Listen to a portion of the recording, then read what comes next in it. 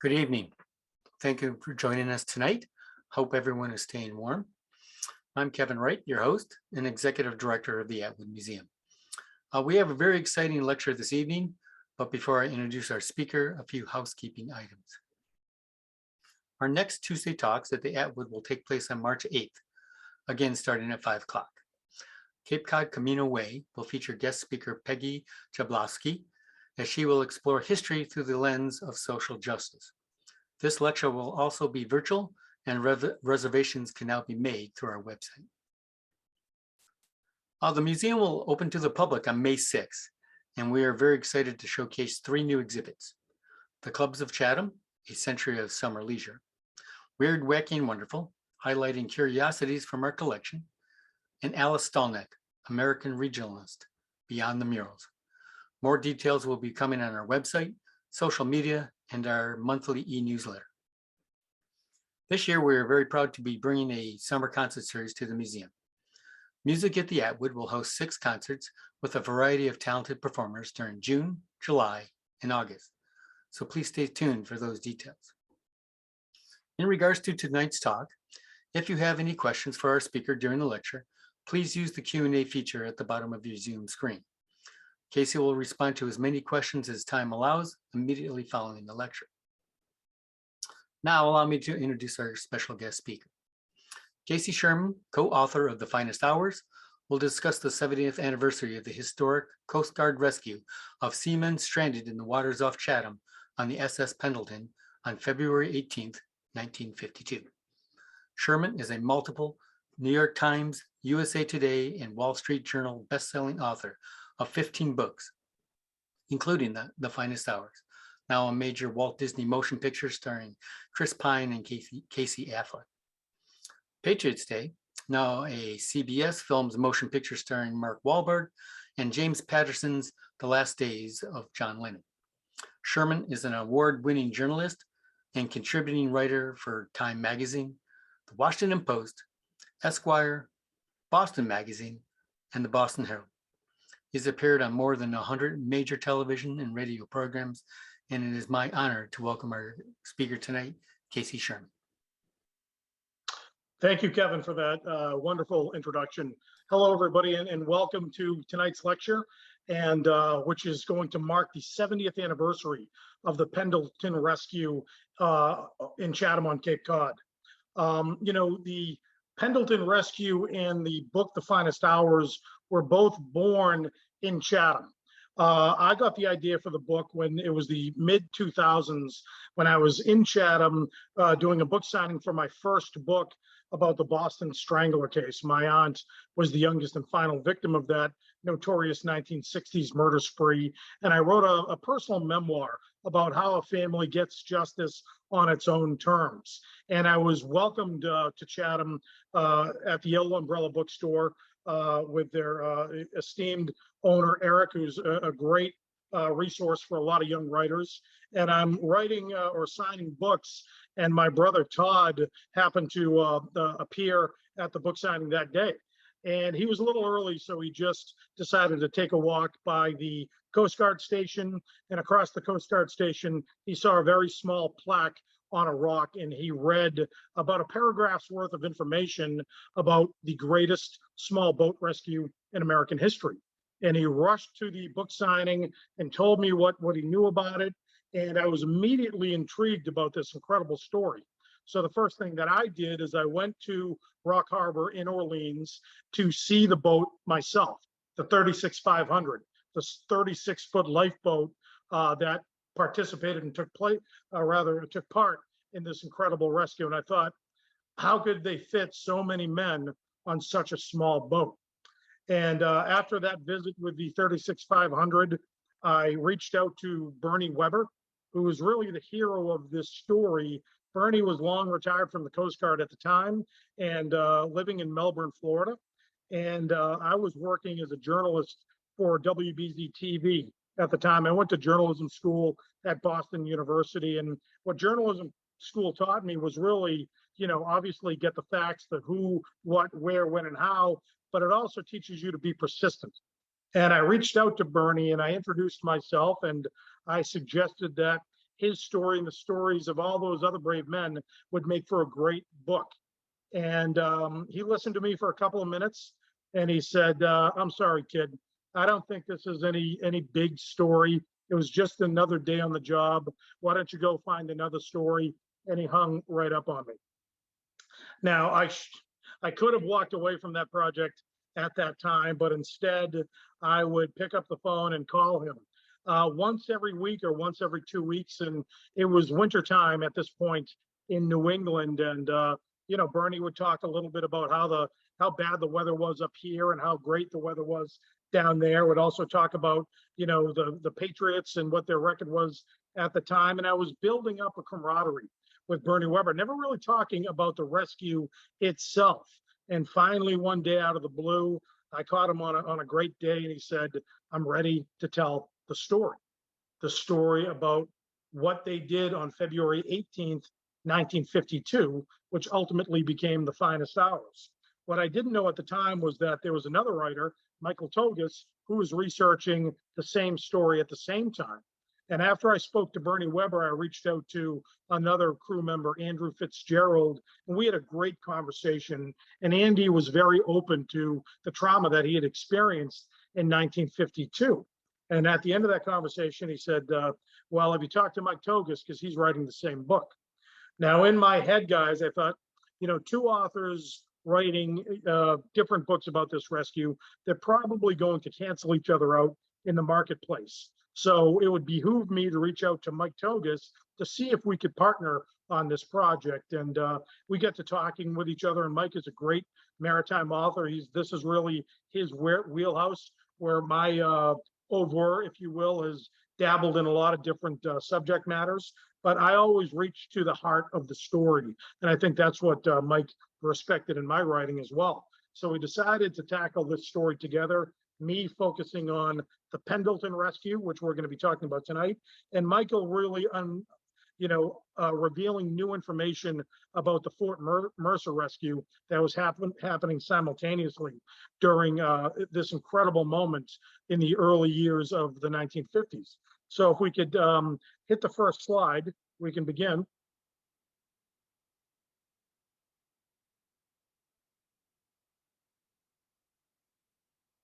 And let's advance to the second slide, Christina. That's perfect, Christina. Thank you. So let me just set the stage for everybody.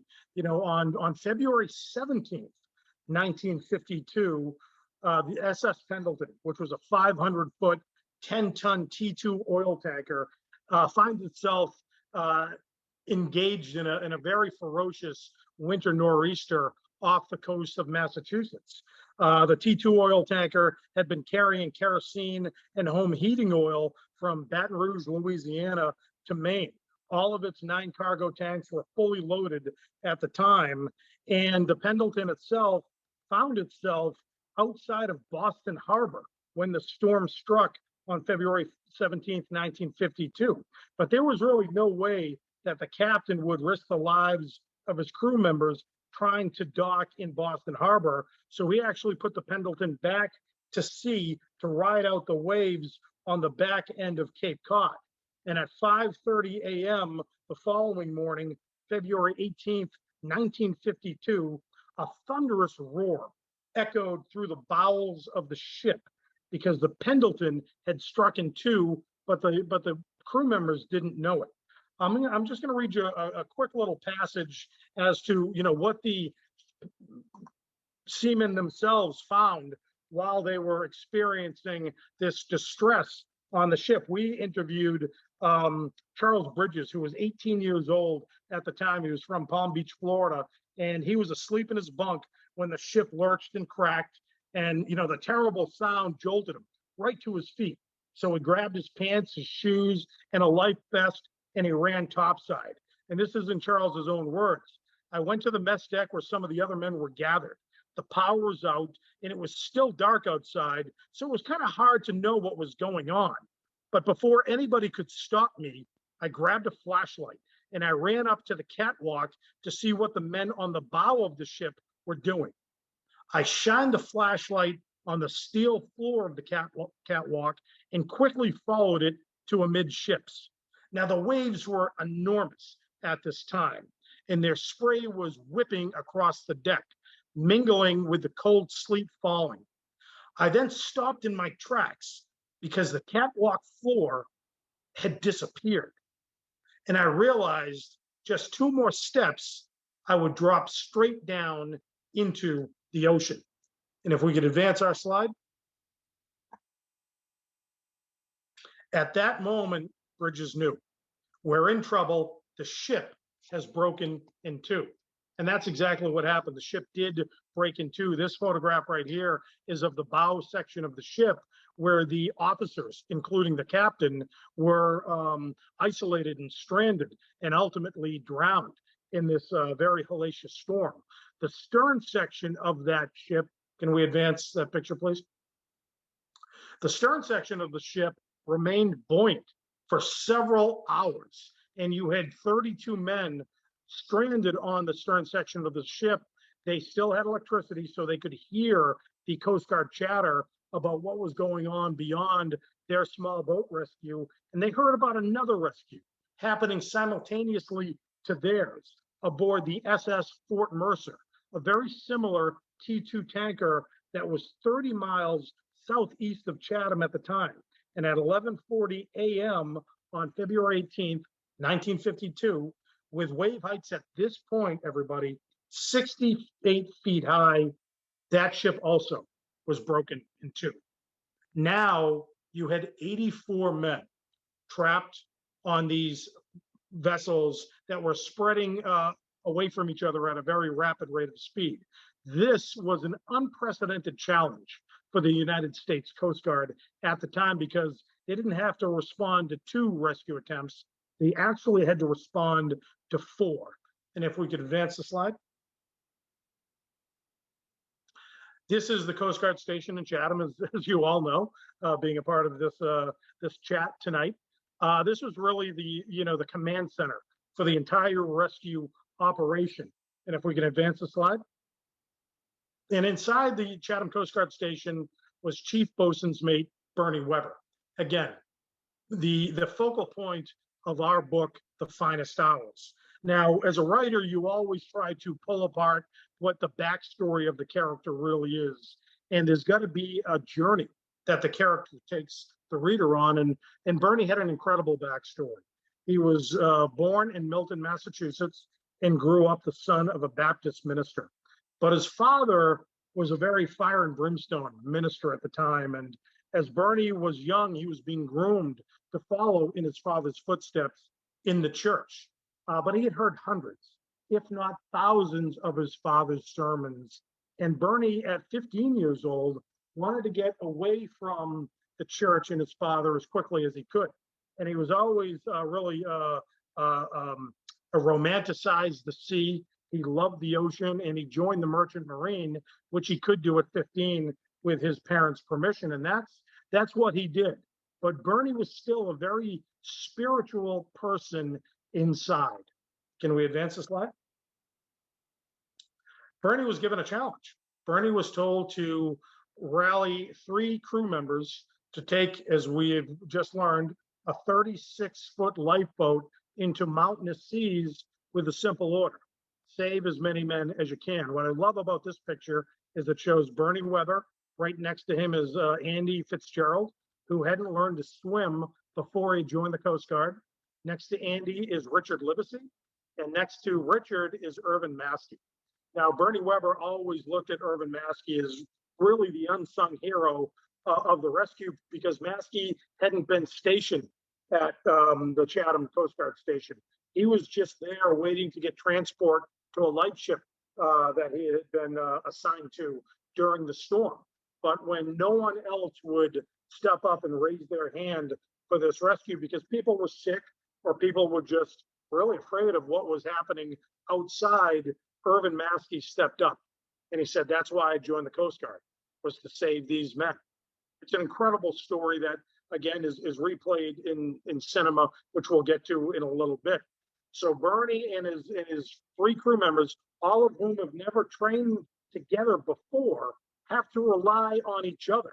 Not only are they relying on Bernie's leadership, but Bernie is relying on their specific sets of skills and their courage. Can we advance the slide? So here is the 36-500 in, very minute wave heights. You're probably looking at a, 6-foot swell right there. And the wave heights that Bernie Weber and his men faced when they got to the Chatham Bar, which is where they embarked on this incredible journey. Now, the Chatham Bar is as many of you know, it's a very unique place to navigate on a good day because it's got shifting sandbars, and you really don't understand when those sandbars are going to come up and potentially pitch pole your vessel.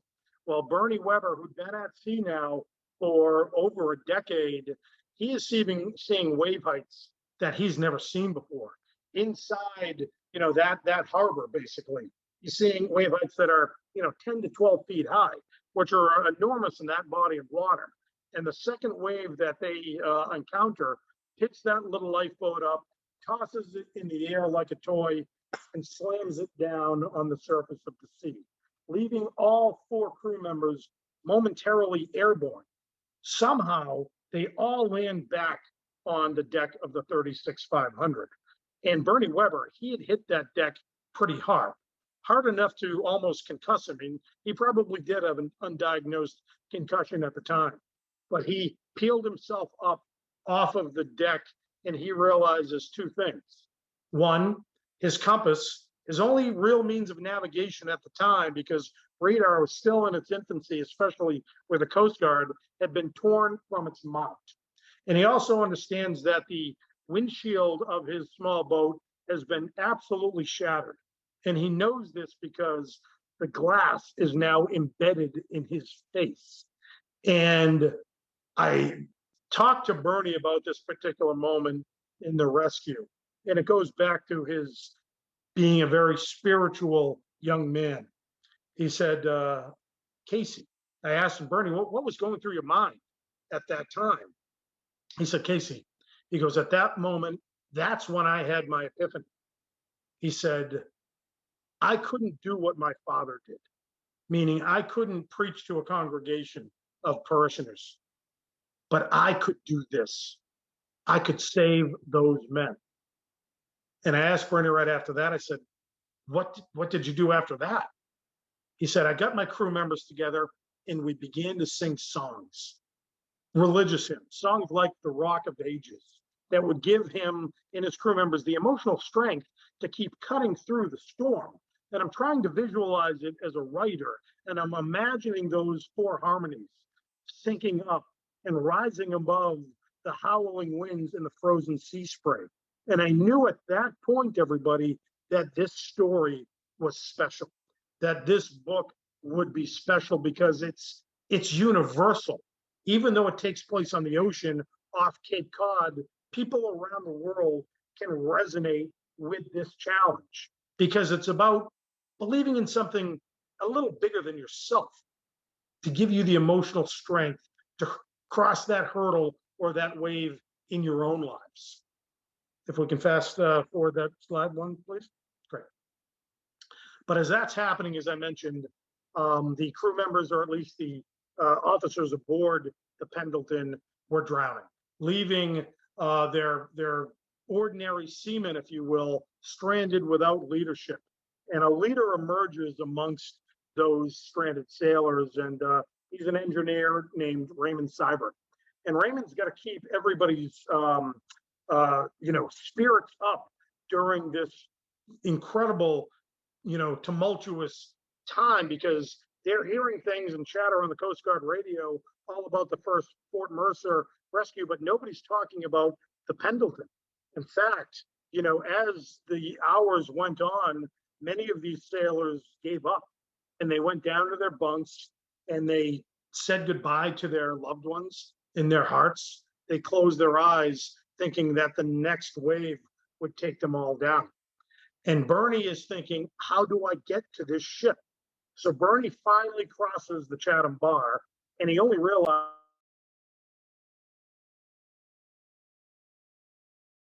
sorry everybody, he only realized this because the waves are even bigger now. Instead of being 8 to 12 feet, now they're 10, 20, 30 feet high, and Bernie's got to ride those waves almost like it's an out of control roller coaster. And that's what he does for hours. But remember, Bernie can't see where he's going because the snow is so heavy. Bernie can't see where he's been, but he just thinks in his head he's got to find these men he's come to save. And he tells his crew members that as well. He says, boys, we're going to hit something tonight. We're either going to hit England or we are going to reach the SS Pendleton, but we're not going to stop until we see this ship. And just by providence, they run into the stern section of the Pendleton after several hours at sea. And it looks like a ghost ship to Bernie. In fact, he doesn't see any signs of life. And his heart really sinks at this moment because he thinks to himself, I've just sacrificed the lives of my 3 crew members for nothing. Everybody's dead. And there's barely any chance that I'm going to bring my own men home. But Andy Fitzgerald asks him, why don't we try to navigate our way around the stern section of this vessel to see what we see? And Bernie described it as being very close to a dying whale. They had to keep the little 36-500 at least 15 yards away from the hull of the ship because it was rising and descending. And every time it descended, the little lifeboat would almost get sucked under the hull of that ship. So they get around to the other side of the vessel, and that's where they see that it's been cut in half. And there are fires on board. Metal is clashing with metal. It's an incredibly frightening sight that Bernie would never forget. And I always remember, Bernie told me that there was no story here. And I wondered why he said that. He was part of that greatest generation of American heroes who did their work and didn't want to glamorize their exploits. But it was a little deeper than that. And can we advance the slide, please? As this is a image or a painting done by a friend of Bernie Weber's that kind of shows you what, in Bernie's eyes, he was looking at the time that they had reached the SS Pendleton. And Bernie's thinking, again, he's jeopardized his crew members for nothing. But once they get around to the other side of the ship, they recognize that somehow the power is still on because they see lights on the top railings. And under those lights is one tiny man. And one man suddenly becomes 2. 2 become 4. 4 becomes 6, until you've got 32 men lined on the topsail on the railings of the SS Pendleton. And Bernie is thinking to himself, what are we going to do now? This little lifeboat was only designed to hold 12 men. How are we going to fit 32 men on our little lifeboat? Now, imagine what the crew members were thinking to themselves aboard that ship. They were saying, we've been waiting for hours to be rescued, and this is what's going to rescue us? This tiny little toy boat? But Bernie's thinking, that ship is a lot more sturdy than my little lifeboat. So Bernie is about to order his men to grab the Jacob's ladders and climb up onto the SS Pendleton, hoping that another Coast Guard vessel will rescue them all. But all of these seamen on the Pendleton, they get nervous and they get scared and they begin to panic. So they start climbing down the Jacob's ladders and jumping into the 36-500. So now it becomes a rescue mission. All of the training that Bernie, Andy, Irvin, and Richard have gone through for many years comes to play right now. And many of these seamen are dropping into the ocean where Bernie and his crew have to pluck them out of the sea and put them onto their little lifeboat before hypothermia and another wave will send them off to their deaths. And they're stacking these men on the deck of that little lifeboat like cords of firewood, if you will. Minutes later, they got just about everybody aboard that little 36-foot lifeboat, except for 2 men. Richard Seibert, who became the de facto captain of the stern section of the Pendleton, and a man named Tiny Myers. They called him Tiny because he was 6'2" and weighed over 270 pounds. Tiny was a big guy, and he was the cook aboard the ship. He was also everybody's best friend. And Tiny knew that that little boat wasn't going to hold him and the rest of his fellow seamen. So Tiny began to pull off his outer garments, and he's handing those to his friends, hoping that they will stay warm enough to get back to dry land. So Tiny is basically in his underwear. He's got no t-shirt on. He's got long johns on, and that's what Bernie is looking at, on the top of the ship. And Bernie has a decision to make. Does he go back with all of the men on board, hoping that he gets back home, knowing that he's leaving Tiny Myers and Engineer Seibert to their own fate aboard the SS Pendleton? And Bernie tells his men, he said, we're going to live or we're all going to die tonight, but we're not leaving anybody behind. So he asked Tiny Myers to start climbing down the Jacob's ladder. But then Tiny slips and he goes right into the ocean. So Bernie's got to navigate that little lifeboat directly in front of Tiny if he can. And Bernie's crew members, Richard, Andy, and Irvin, all three of them grab Tiny Myers and try to hoist him aboard the 36-500. But Tiny is so heavy that Tiny is actually dragging the heroes into the ocean with him. Bernie's only choice is to go directly in front of Tiny so Tiny can grab that rope line that you see on the bow of that little boat. They thought if he grabs it and they pull him out a little deeper into the ocean, they may get him aboard, turn around, and let fate be what it is at that point. So just as Bernie is making that, critical nautical decision, fate steps in. Fate in the size of a massive wave that lifts the stern section of the 36-500 up and thrusts it forward like a spear into the body of Tiny Myers, pinning him against the big giant blade of the ship, killing him. And Bernie Weber saw Tiny's lights go out that night. But Bernie couldn't think about it at the time. Bernie had to get everybody home. But 60 years later, when Bernie's telling me there was no story here, then I realized why he was saying that. Because he was traumatized. He wasn't thinking about the 32 men that he had saved that night. He was thinking about the one man that he left behind. To Bernie Weber and to all the crew members, it was an unsuccessful rescue based on that. But Bernie had a mission ahead of him. He had to turn that little 36-foot lifeboat around and head back to land. Once again, Bernie didn't know where he was going. And he just thought divine providence might lead him back to dry land. And he was telling these stranded seamen, he goes, once we hit dry land, get off this boat as quickly as possible because it's going to crumble, and save as many men as you can.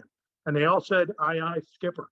And Bernie and Andy described to me and Michael the journey back to dry land and back to Chatham was almost more perilous than crossing the Chatham Bar because that little lifeboat was so weighed down.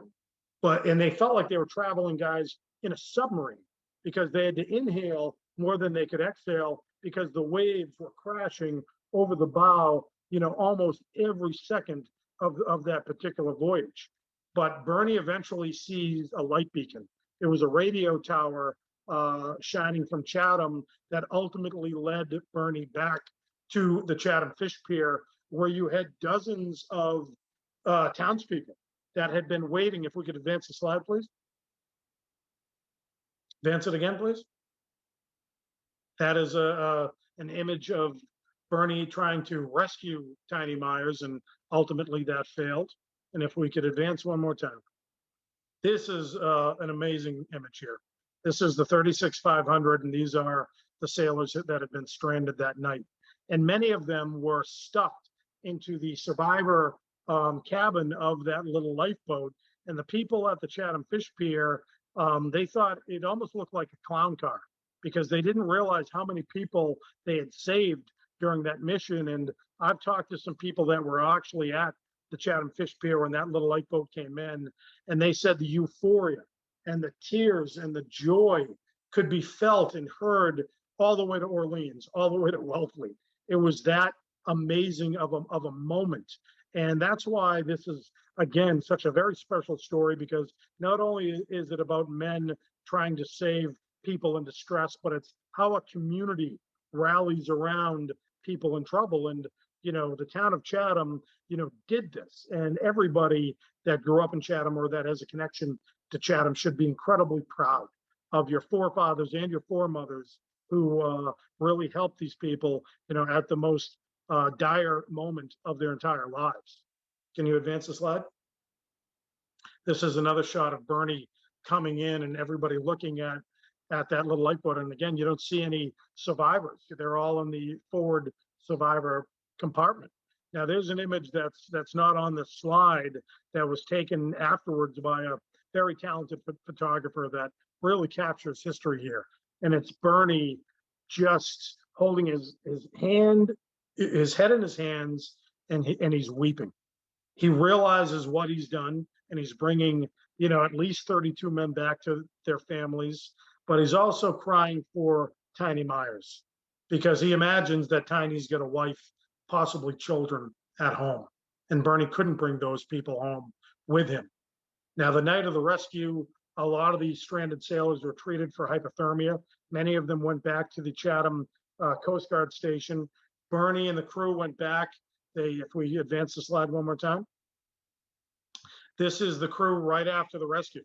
They're having some food. They're having a cup of coffee. They're all exhausted, although you probably can't see it in this particular photo. But after this photo was taken, I believe Bernie went up to his bunk and he probably slept for 12 hours. And he said when he awoke, he felt like he was waking up in a garden, because all around his bunk was nothing but wet lettuce. Well, it really wasn't lettuce. These were wet dollar bills that the survivors had collected to give to Bernie as a token of their appreciation for what he, Richard, Irvin, and Andy had done. And Bernie, what did Bernie do? People ask him, what did he do with the money? Well, Bernie bought a television set for the Coast Guard station, which elevated him even more in terms of the people that were stationed there, because there's a lot of boring duty at the Coast Guard station when you're waiting around for these incredibly heroic moments to happen. So Bernie was able to give back to the people that mattered to him most, and he was given the Gold Life-Saving Medal for his heroics. And the Gold Life-Saving Medal, guys, is basically the maritime equivalent of the Congressional Medal of Honor. And amazingly, the U.S. government was only going to present that award to Bernie Webber. Now, Bernie Webber is a 26-year-old chief boatswain's mate in the United States Coast Guard. He had to take orders from above, but he wouldn't take this. He said, I'm not going to, receive that medal unless my crew members receive the exact same treatment for what they did, because without me or without them, he says, there wouldn't have been the successful rescue that we saw. When people ask where did you come up with the name The Finest Hours as a book, we kept on reading the after action reports of the U.S. Coast Guard, and we kept seeing, those three words emboldened in these reports. This was the U.S. Coast Guard's finest hour, or these were the U.S. Coast Guard's finest hours. If we could advance the slide.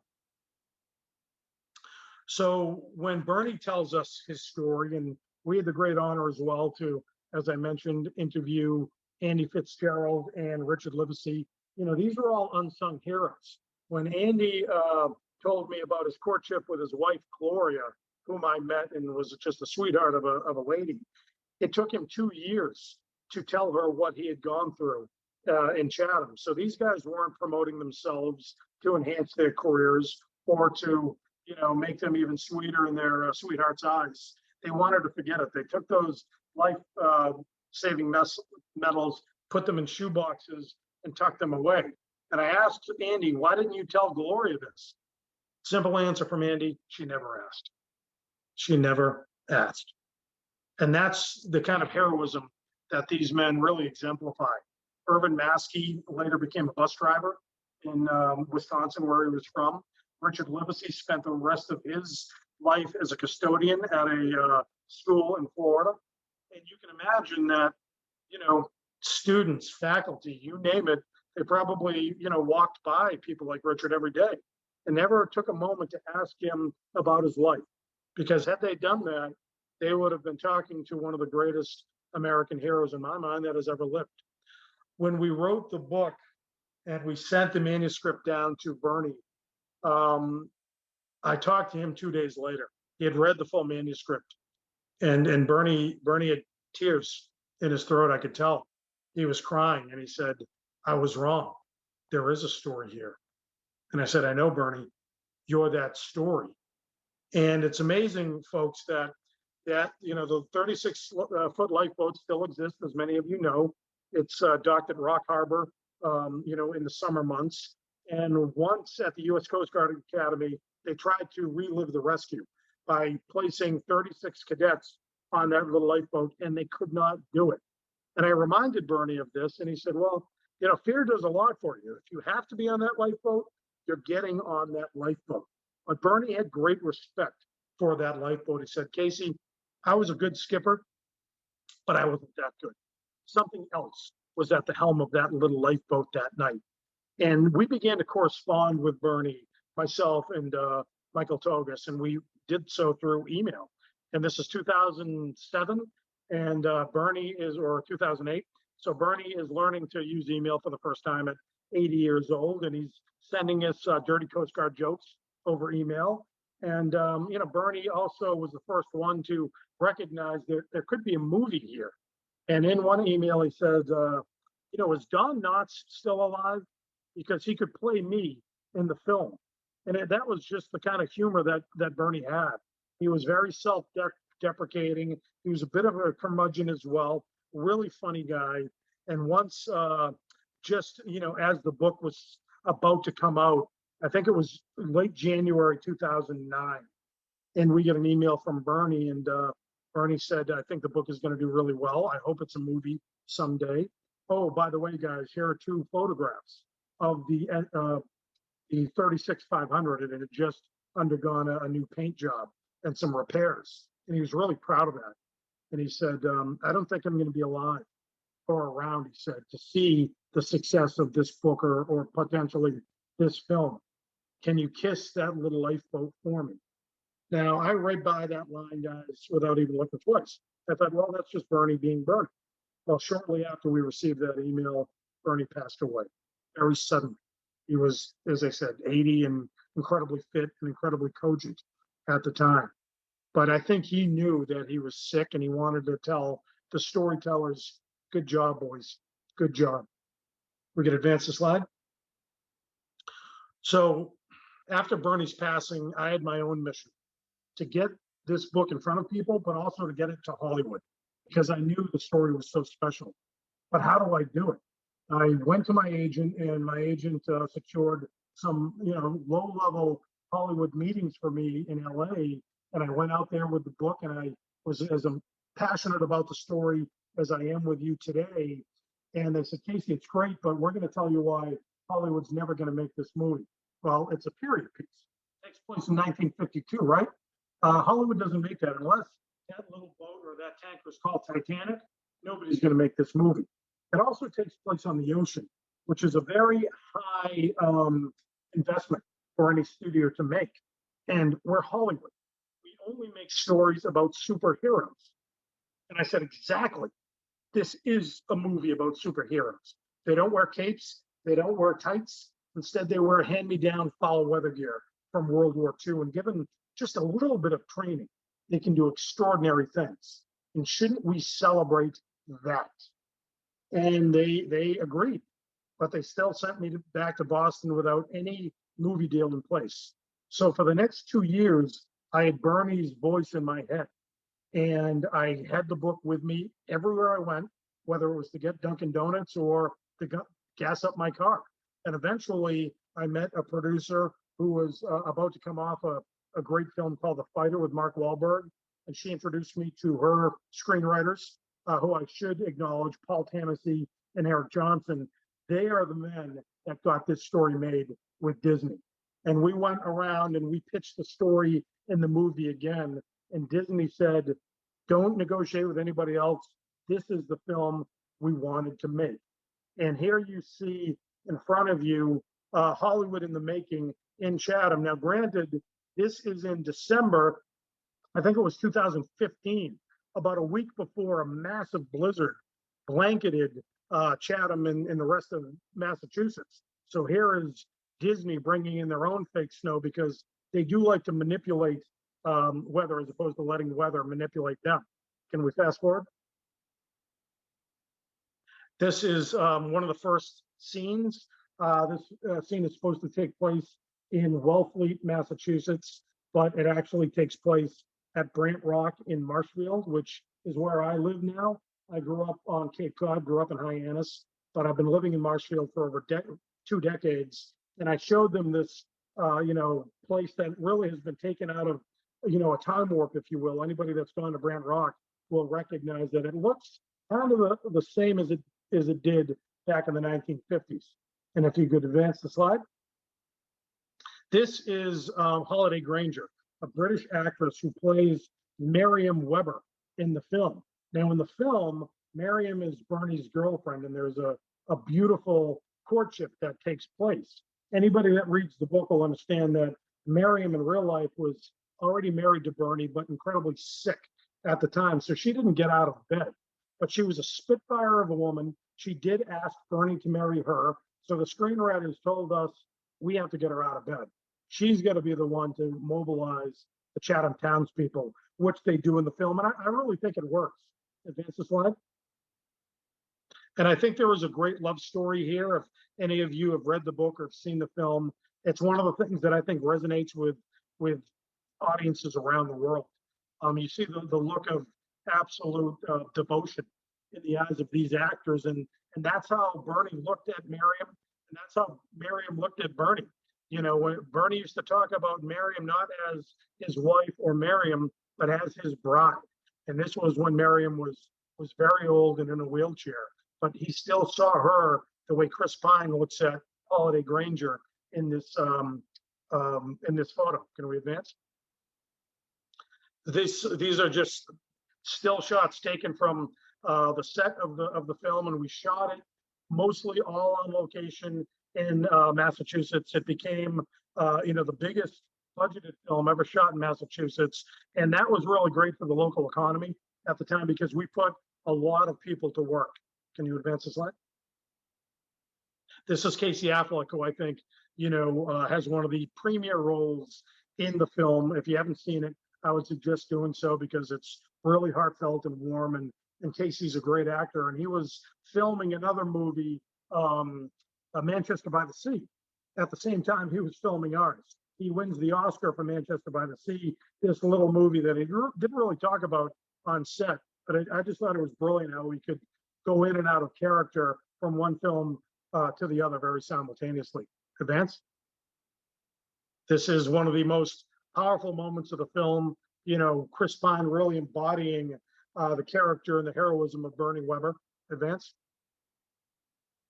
This again is Hollywood magic, and they had the Imagineers or the graphic designers, really had to go through all the blueprints of what a T2 oil tanker looked like in the 1950s and how it could be split up and still stay afloat. Advance. This is an incredible moment, not only in my life, but in the lifeblood of the story itself. I got to premiere the film with George and Barbara, the former president and the former first lady, in Houston, Texas, with 400 members of the Coast Guard. And can you advance? As I'm watching the film with the president, I'm surrounded by his Secret Service people, and you can see he's in a wheelchair at the time. And when Bernie and the crew are starting to really embark, going through all of the perilous waves, and the music is pounding in the theater, I got a grab on my arm, and it was the president. And I got a little freaked out, guys, because I looked directly at the Secret Service at the time. I told them, I'm not touching the president. He's touching me. And his Secret Service guy says, I know. No, he loves the movie. And after, when the curtain came up and the lights came up, Barbara got up and she was weeping as well. And she said, I'm not crying, but God bless Bernie Weber, God bless Andy Fitzgerald, God bless Irvin Maskey, God bless Richard Livesey, and God bless the U.S. Coast Guard. Advance the slide. The film came out to incredible fanfare in 2016. Billboards in Times Square. Can you advance? And the ultimate for any Hollywood buff, a world premiere at the world famous Grauman's Chinese Theater, where they had also premiered incredible movies like Mary Poppins, the Snow White and the Seven Dwarfs. All the great legendary films in Disney lore had premiered here, and we were a part of that incredibly grand tradition, which I feel very proud to be a part of that. Advance. This is Chris Pine really honoring, the Coast Guard folks that, taught him how to be a Coast Guard chief boatswain's mate, and he studied very well, and he wanted to honor them on the red carpet. Advance. This is Casey Affleck at the premiere. As I said, an incredible job that he did embodying what was going on the stern section during the rescue.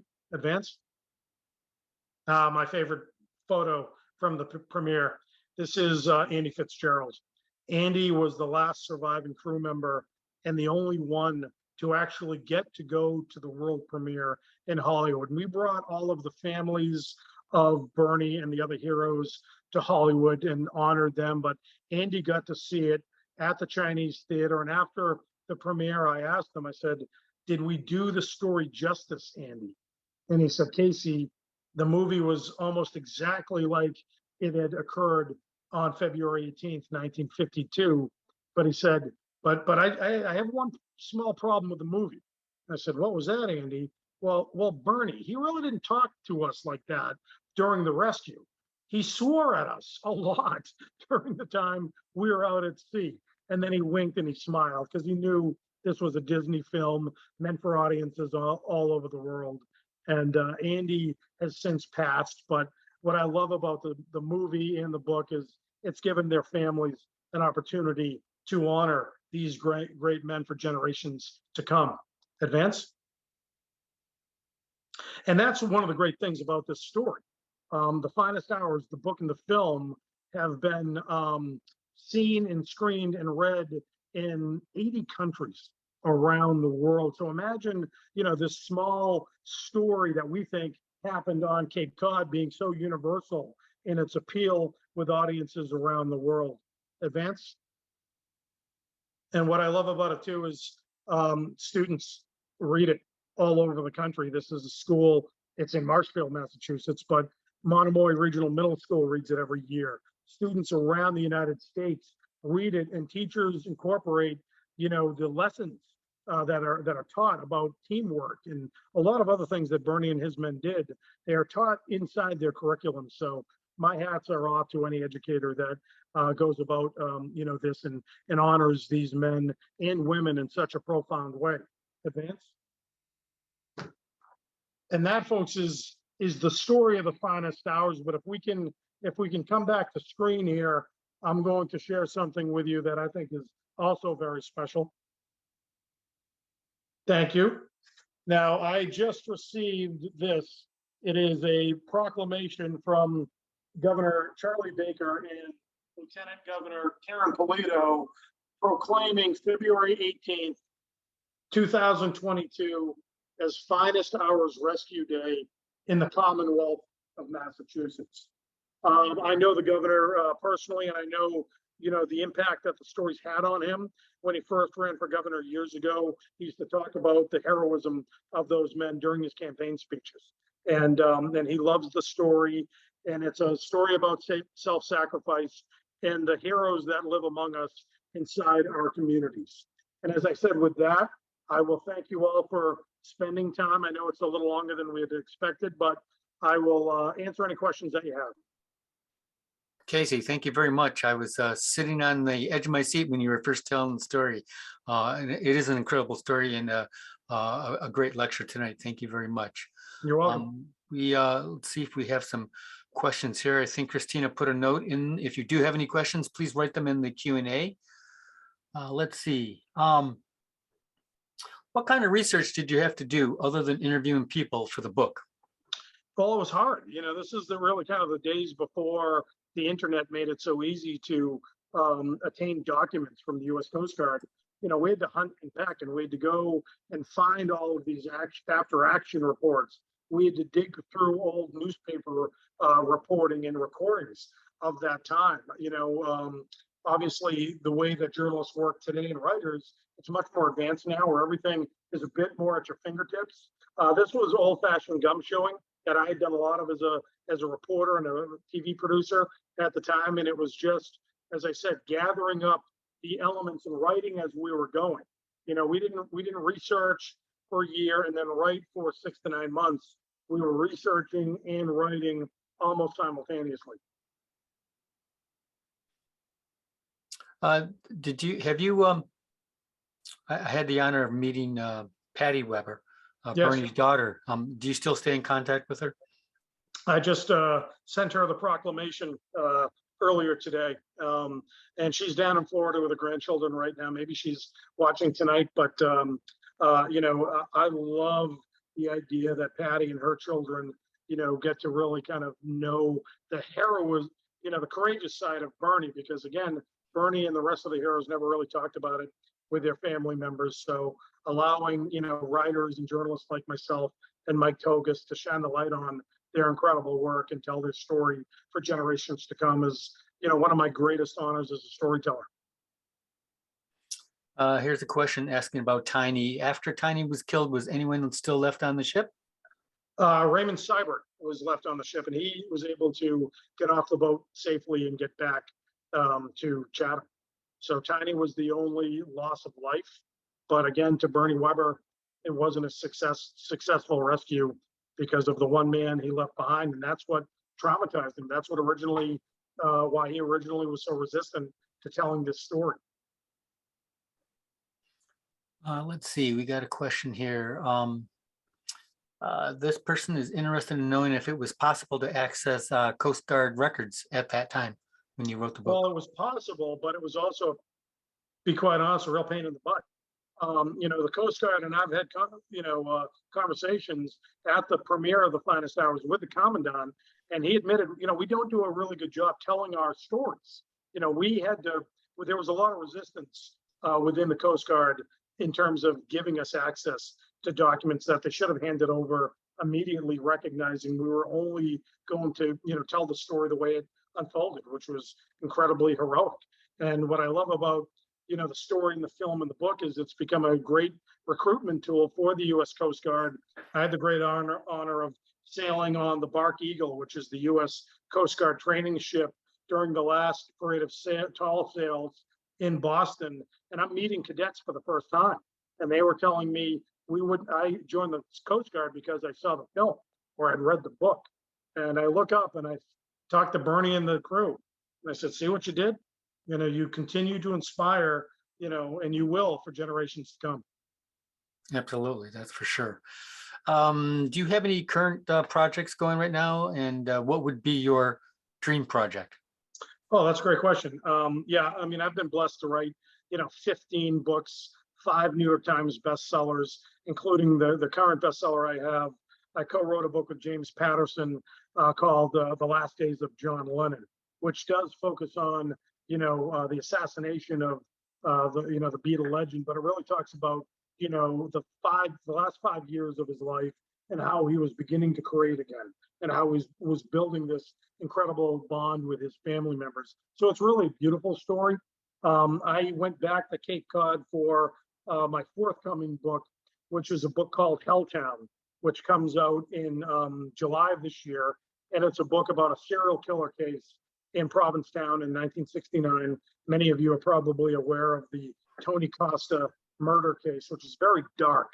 But my way into that story is a little different because I focus on 2 writers, Kurt Vonnegut and Norman Mailer, who are at completely different levels of their careers while these murders were unfolding, and they become obsessed with writing about the case. So my story is as much about these writers and their struggles creatively, and their lure to the dark side of humanity. So it's much different from The Finest Hours, obviously, but I think it's a unique story to tell. And back to the Dream Project, I would love to write a book about the friendship between Ernest Hemingway and F. Scott Fitzgerald. I'm a big Hemingway guy, and I've traveled to a lot of the places that he's been or that he's lived, especially in Paris when Scott and he forged a friendship. And I just think there's a great story there that hasn't been told yet fully. We'll be looking forward to that for sure. We have a couple more comments and questions. Let's see. We have this person, Jen Stello. Fun fact: John Stello, a character in the movie, is my Bravo. father-in-law. Yeah, he told Bernie not to go on the mission. John was actually a fisherman in Chatham. A year later, after this, I guess John was washed overboard, but was rescued and survived to the age of 65. That was from Jen Stello. Well, I mean, that's a great moment in the book. Well, we talk about John in the book, and John becomes a character in the film as well. So, very great to meet you. Let's see. We have another comment here. Let's see. I guess they're talking about the story and the crew is awesome and heroic in the deepest sense of the word. Unfortunately, over 50% of Chathamites have no clue about the rescue and the story.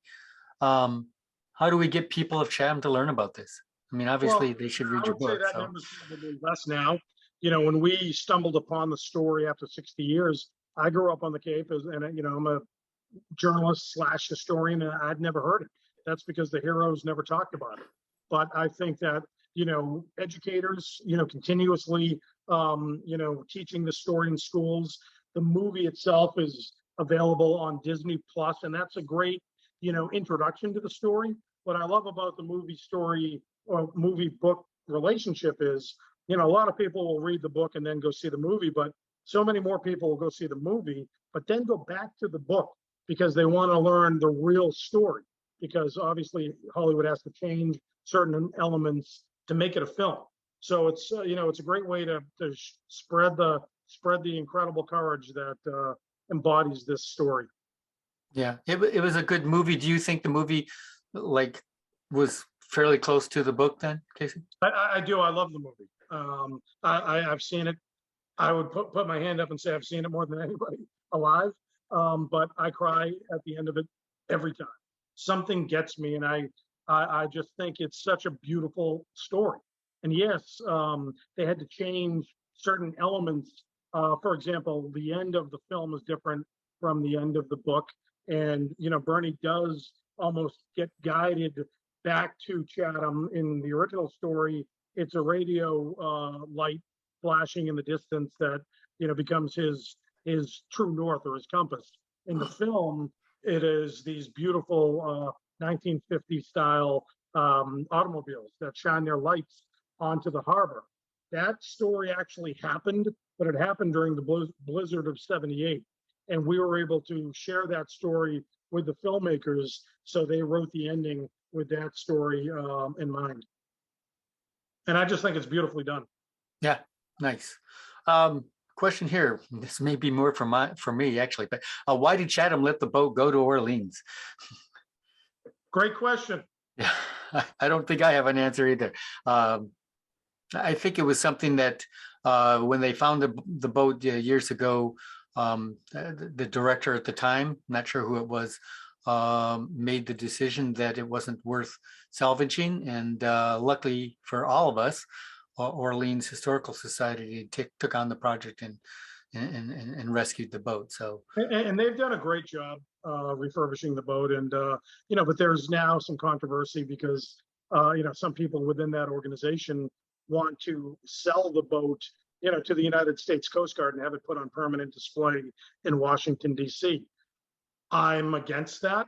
Sure. I would say you don't move Plymouth Rock, you don't move the Liberty Bell, and you don't move the CG 36500.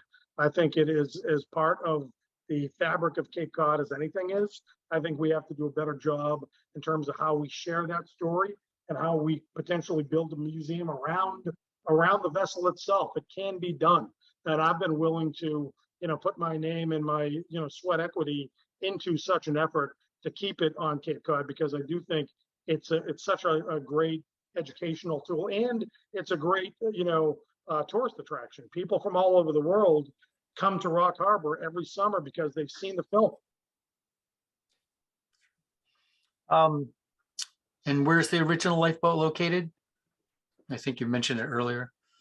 Well, the Rock Harbor in Orleans. At Rock Harbor in Orleans. Yeah, it's where it's berthed over the summer, and as I said, they do a decent job. I know it's a particularly understaffed organization, and they rely on donations. But I'm always the big thinker. It's the reason why the movie happened. You never take no for an answer, and I just think we can all collectively do better in preserving that piece of Cape Cod history, because I think it will educate folks, but it also will bring people to Cape Cod because this particular rescue in Chatham, if you tell me 50% of all Chathamites don't know the rescue, I will say people in 80 countries around the world do. So, get off your duffs and teach this story to the people in your community. Yeah, absolutely. We're fortunate enough, as you said, we get a lot of the elementary students come and visit our museum, and they're doing research for the finest hours and stuff. So it's an important part of Chatham's history for sure. Absolutely. Let's see, how many copies of the book have been sold, Casey? I've got well over 1 million sold, and that's hardcover, paperback. These young reader versions. Mike Togus and I have written 3 separate editions of the book. The traditional edition, our first edition in 2009. We wrote a young reader edition for middle school students that you just mentioned, and we recently came out with a 6 to 10-year-old version, illustrated, 46 pages long. It showcases the heroes, and it speaks to those readers picking up books for the first time. So, it's been the gift that keeps on giving, and we're very proud to be a part of sharing this story with the world. I missed an earlier comment by Maria D'Olivia, who had asked her question, but and now it's not off my screen. But apparently she knew Andy, and she spoke with Andy, who felt like it was his job, but it was the rescue, and it's the reason that she's alive. So, well, let me preface that it is the reason that she's alive, because her father was one of the stranded seamen on the SS Pendleton who was saved. Okay, so let's just see here. A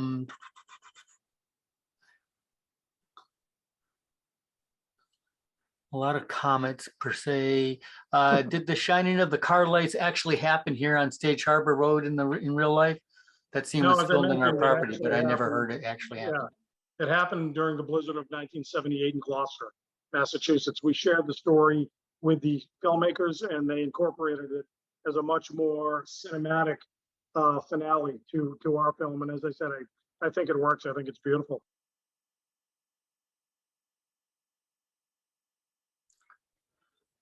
Okay, a few more comments other than that. I think if there's any other further questions, Casey, if we get more questions, and can we share your email address, or if people have other anybody questions? wants to ask me a question, they can find me on Facebook or Twitter. Okay. Yeah, I'm always happy to engage. Yeah, a lot of nice comments. Everybody enjoyed the book, and we enjoyed you taking the time to speak about this historic moment in Chatham's history. And with that, I'll thank you very much for supplying your wisdom about a very great book. Thank you very much, Casey. My pleasure. Thank you so much. Thank you all, and hopefully we can do this again sometime soon. All right. Thank you, everybody, and have a great evening.